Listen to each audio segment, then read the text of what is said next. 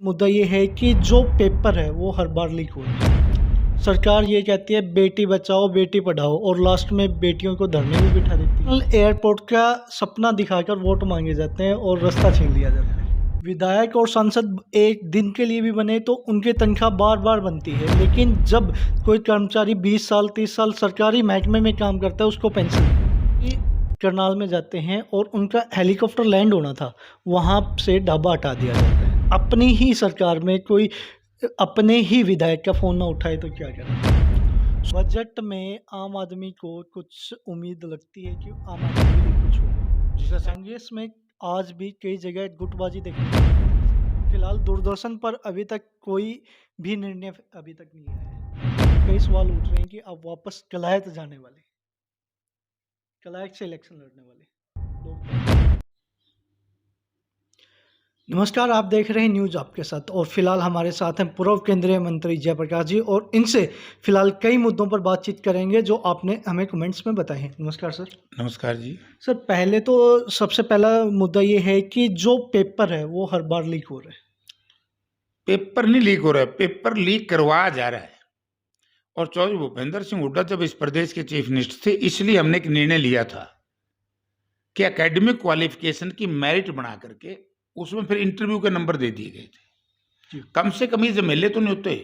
और आज हरियाणा प्रदेश में जब से ये गठबंधन सरकार बनी है, जेजेपी बीजेपी, जो ये जेजेपी के लोग कहते थे 70% 80% लोकल लोगों को नौकरी देंगे, आज इनका वो हृदय कहाँ परिवर्तन हुआ। आज आवाज ही नहीं उठा रहा डिप्टी चीफ मिनिस्टर। आपने देखा एचसीएस में कितने लोग बाहर के आए हैं। अब ये आईटीआई में जी, इसमें कितने लोग बाहर के आए हैं। तो यानी कि सारी भर्ती दूसरी स्टेटों के लोगों की जा रही है।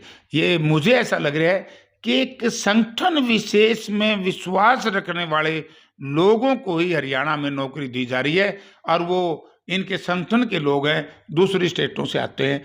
हम इसका विरोध करते हैं और ये पेपर लीक की सारी जिम्मेवारी गठबंधन जेजेपी और बीजेपी के लोगों की है। ये हरियाणा प्रदेश के लोगों को, हरियाणा प्रदेश के नौजवानों को जो रोजगार चाहते हैं, पढ़े लिखे नौजवान हैं, उनको डी ग्रुप तक सीमित करना चाहते हैं। इससे आगे की नौकरी हरियाणा प्रदेश के नौजवानों को नहीं देना चाहते। बेईमानी। फिलहाल सरकार ये कहती है बेटी बचाओ बेटी पढ़ाओ और लास्ट में बेटियों को धरने पे बिठा देती है। ना तो बेटी पढ़ा सकते ये क्योंकि स्कूल बंद कर दिए, ना बेटी बचा सकते, बाड़ी खेत को खाएगी। इनका मंत्री ने इतना घिनौना काम किया है। इनके रेसलिंग फेडरेशन के चेयरमैन ने, सांसद साहब ने, तिवारी बृजभूषण सिंह जी ने जो गलत काम किया है, उन्हीं पर एक्शन आज तक नहीं लिया। इन पर विश्वास कौन करेगा। गठबंधन सरकार पर जनता का विश्वास उठ चुका है। इसीलिए आप लोग देख रहे हैं लंबे अरसे से जनता इनको मुंह नहीं लगा रही। इंटरनेशनल एयरपोर्ट का सपना दिखाकर वोट मांगे जाते हैं और रास्ता छीन लिया जाता है। रास्ता नहीं छीन लिया जाता है। सैकड़ों करोड़ रुपया हरियाणा प्रदेश का बर्बाद कर दिया सरकार का। क्या जरूरत थी। डिप्टी चीफ मिनिस्टर ने यहाँ पर भले इंटरनेशनल एयरपोर्ट बनाओगे, अगर तुम्हारा डोमेस्टिक ही नहीं है। इंटरनेशनल एयरपोर्ट केंद्र सरकार की इजाजत के बिना कैसे बन जाएगा। इनको यही नहीं पता जहाज जो उड़ता है उसका कंट्रोल कहाँ पर है। तो ये तो ड्रामा किया इन्होंने। व्यापार करना था, अपना व्यापार कर लिया।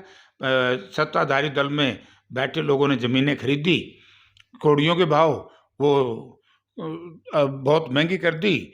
और अब देखा कि भाई तुम्हारा काम निकलने वाला, अपनी ज़मीन बेच के गरीब लोग मर गए इसमें।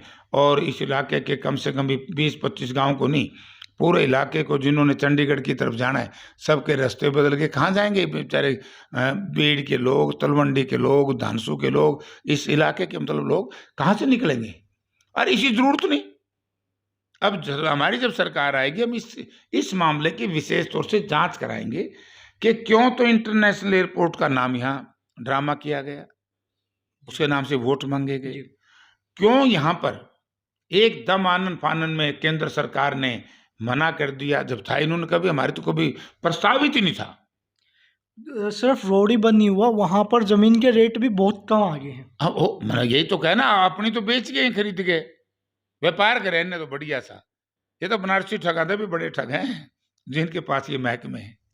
विधायक और सांसद एक दिन के लिए भी बने तो उनकी तनख्वाह बार बार बनती है, लेकिन जब कोई कर्मचारी 20 साल 30 साल सरकारी महकमे में काम करता है उसको पेंशन नहीं। मैं इसका विरोध करता हूँ। और कल इन्होंने अपना रूप दिखा तो दिया हमारे सरकारी कर्मचारी बहन और भाइयों पर। जलियांवाला बाग से भी बुरा काम इन्होंने कल चंडीगढ़ पंचकूला में किया है। और जैसे जो मैं तो धन्यवाद करता हूँ चौधरी भूपेंद्र सिंह हुड्डा का, उन्होंने कल ये कहा कि पहली कैबिनेट मीटिंग में हम पुरानी पेंशन बहाल करेंगे। तो ये क्यों नहीं करते? जी। फिलहाल जो एक मुख्यमंत्री करनाल में जाते हैं और उनका हेलीकॉप्टर लैंड होना था, वहाँ से ढाबा हटा दिया जाता है। भाई मुख्यमंत्री ने बेचारा न्यू में नहीं बेरा के करना है। ये तो बिल्ली का भागे छिक्का टूट गया, दोनों में इसे इकट्ठे हो गए। मुख्यमंत्री भी उप मुख्यमंत्री भी दोनों अपना मौज मस्ती में रहते हैं। क्यों तो गरीब का ढाबा तोड़े, अपना हेलीकॉप्टर ने परला पासे रोक लेंदे। हेलीकॉप्टर का कौन सा ये थोड़ा ये भाई पर्टिकुलर एयर स्ट्रिप्स पे लैंड करेगा, हेलीकॉप्टर तो खेत में भी उतर जाता है। ऐसा नहीं करना चाहिए। जी, फिलहाल अपनी ही सरकार में कोई अपने ही विधायक का फोन ना उठाए तो क्या करें? सरकार है कहाँ? हरियाणा में सरकार नहीं है। ये तो जिस तरह इंटरनेशनल एयरपोर्ट का नाम लेकर के यहाँ के लोगों को लूट के लेके चले गए, सरकारी खजाने को लूट लिया। इसकी तो बहुत बड़ी जांच होगी कि हमारी सरकार आते ही सबसे पहले जांच ये कराऊंगा कि क्या कारण था इन्होंने इस तरह का ड्रामा रचा और फिर इतनी बड़ी एयर स्ट्रिप्स बना दी, इतना बड़ा मार्ग बंद कर दिया चंडीगढ़ हिसार का जो बहुत बड़ा रास्ता था, इतने गांवों को बेघर कर दिया, बिना रास्ते के कर दिया, बेचारे को उधर से जा रहा है, को उधर से जा रहा है। इसमें एक बहुत बड़ा घोटाला मिलेगा और घोटाला भी धन का घोटाला, दूसरा घोटाला। बजट में आम आदमी को कुछ उम्मीद लगती है कि आम आदमी के लिए कुछ होगा? जिसे सेंट्रल ने दिया है वो सब ये देंगे, सेंटर ने क्या दिया? कख भी नहीं दिया। कांग्रेस में आज भी कई जगह गुटबाजी देखने को मिलती है सर। तब हमारी बात करने लायक रही, हमारे तो गुटबाजी को है ही को नहीं। इनके देख लो ना, मनोहर लाल जी का मुंह उत्तर को होता है, तो प्रेसिडेंट साहब का, धनखड़ साहब का पश्चिम की तरफ होता है, और हमारे दूसरे नेताओं का किसी का दक्षिण उत्तर की तरफ को, पश्चिम की तरफ को, पूर्व की तरफ। क्या हाल है उनकी? अपने घर में तो देख ले। हमारे कोई पार्टीबाजी नहीं है, कोई ग्रुपिज्म नहीं है। आज कांग्रेस पार्टी चौधरी भूपेंद्र सिंह हुड्डा और उदयभान की जोड़ी चला रही है, उनका सहयोग सभी नेता दे रहे हैं। जी, फिलहाल दूरदर्शन पर अभी तक कोई भी निर्णय अभी तक नहीं आया है। तो बोला हमारे कहावत है, भूला खेलन जाना बोला ना, भूला मिटेन जानो, मतलब गंदी बात है वो। तो ये तो भाई खराब करना जाना है, अच्छा काम नहीं। दूरदर्शन में जो एक हिसार की एक शान थी, हमारा एग्रीकल्चर का कार्यक्रम, हरियाणवी संस्कृति, ये आपको याद होगा, ये जब मैं मिनिस्टर था सेंटर में, उस वक्त हमने इसको शुरू करवाया था। और हमारी सोच थी कि हमारा दुर्भाग्य है, वैसे तो मैं किसी एक इन्हीं इन्हीं को दोषी नहीं ठहराता, उसमें हमारे साथी भी दोषी है, हमारी उसकी व्यवस्था दोषी है।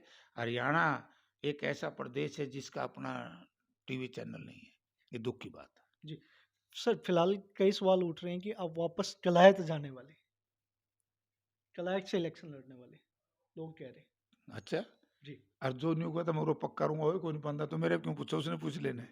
जी। उसने मैं तो आज भी सहार हूँ, जी। और आज भी अभी जाऊंगा आदमपुर में, तो उससे तो पूछ लेने को भले आदमी तो नुका के गया था, जेपी तो चला जाएगा, मैं तो यही रहूंगा। अभी तक तो धन्यवाद दौरा भी करने नहीं गया। जो नुका था मैं 26 साल का वनवास में खत्म करूंगा, और लोगों को क्या मिला, 10-11 महीने हो गए कुलदीप बिश्नोई को बीजेपी में, वो हो जाए। कलायत जाना को बुरी बात है। मैंने हमेशा से ये कहा है, कलायत से हम चुनाव लड़ेंगे, जी। हम लड़ेंगे। जी। समझे ना? जी, बिल्कुल। तो ये थे जयप्रकाश जी, तो आप अपनी राय कमेंट्स में ज़रूर बताएँ और जो आगे के लिए सवाल है, वो भी कमेंट्स में ज़रूर बताएँ। देखते रहें न्यूज़ आपके साथ।